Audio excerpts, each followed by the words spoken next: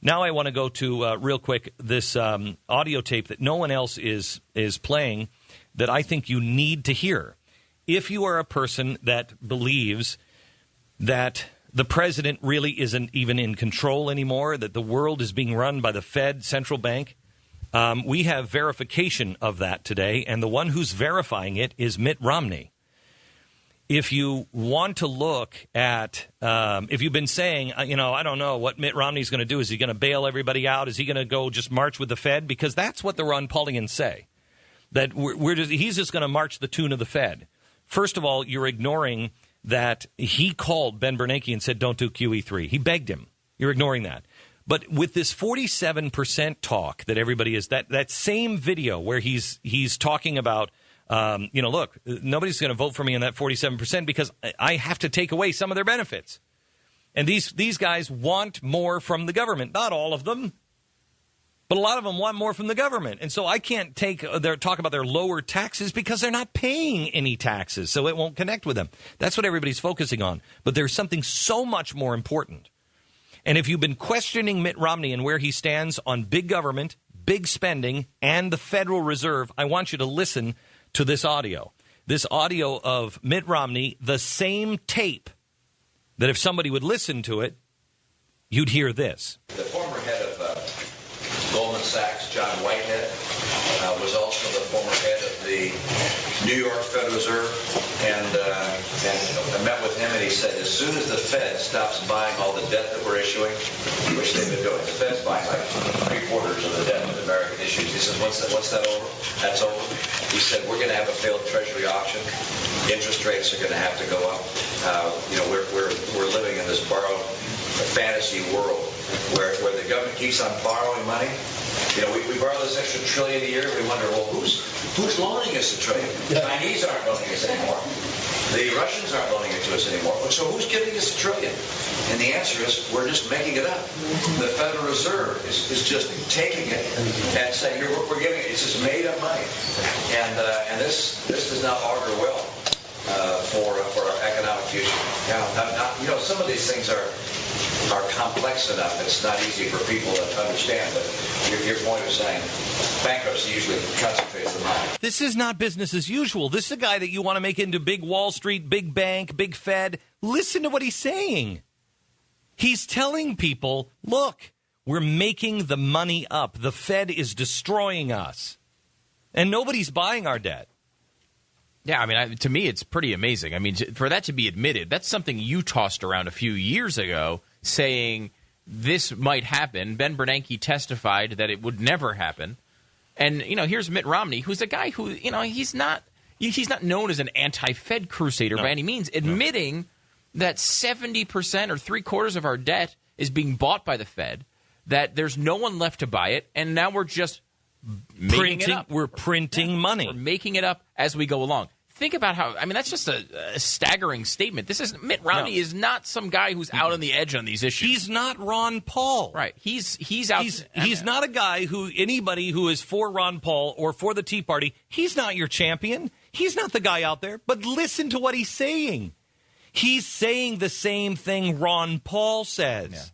Yeah. And except he's saying it with credibility of, look, I know these people. I talk to these people. I beg them not to do it. They're doing it, and here's going to be the result of it, and we've got to recognize it and stop it. Yeah, I mean, he's not approaching it from an enemy standpoint. Right. He's not a guy who stands against these guys. He's worked with a lot of these guys, and it's still so. I mean, that's except unlike Ron Paul, he's not saying, "You ever wonder why we don't eliminate the Fed?" But here's the thing: you ever wonder? As Pat said, or as Stu says, he's not approaching it as an adversary. I mean, Ron Paul's warning on this has been accurate. Yeah, Ron Paul is right on this. Well, yeah, but Ron Paul wants to get rid of the Fed now with no explanation of, okay, well, what instead? What do you do instead of the Fed? Now that we're in this system, you don't just go in and shut down the Fed tomorrow and then expect everything to be okay. You've got to have an alternative system. Well, the first thing you have to do is make the case, and that's what he's been doing. He's been making the case, and now that is a real conversation in America. That's the first thing that had to happen.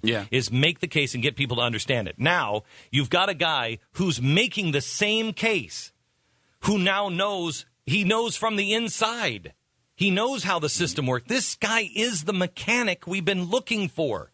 He's not just a guy who's going to just higgledy-piggledy try to go out and just, we'll just wing it. He knows. He knows how the system has been built. He knows how it works. He knows and understands the free market system. My hesitation on Mitt Romney is I don't know what he's going to do on big government. I don't know where he stands on the Fed, really. I know exactly where he's standing on the Fed. This is a tape they weren't releasing.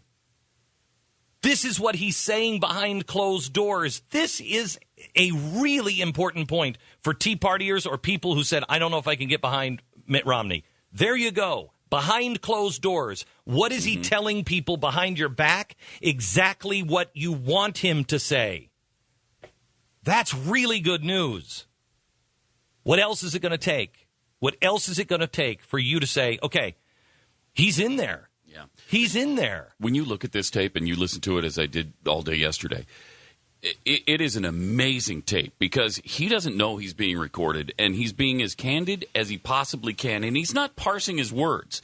And when he does that, he says effective things, he says true things, but if this and then that 47% thing is the worst you can find on him, again, just like the dog thing, just like the haircut, this is the worst you can find on Mitt Romney in the most candid setting he's ever been in. On the tapes that you find about Barack Obama, he's saying, look, I believe in redistribution of wealth. Look, I believe in a single-payer health care program, but we're not going to be able to get there right away. We're going to have to do the Trojan horse kind of thing. I mean, you have horrible, horrible things. Look, I understand Acorn. I worked with you guys. I've been inside with Acorn for a long time. I worked with SEIU my whole life. Your fight is my fight. I mean, you've got all those things coming out in private tapes. Small town people cling to their guns and religion. I mean, come on. You got all those. Here, you got a guy saying, look, 47% of the American people don't pay any tax, which is true. It's understated. It's 49%. And then on top of that, what do you have? You have him saying, look, the Federal Reserve is destroying our currency, and so is the out-of-control spending. You want to know where he stands? There is where he stands.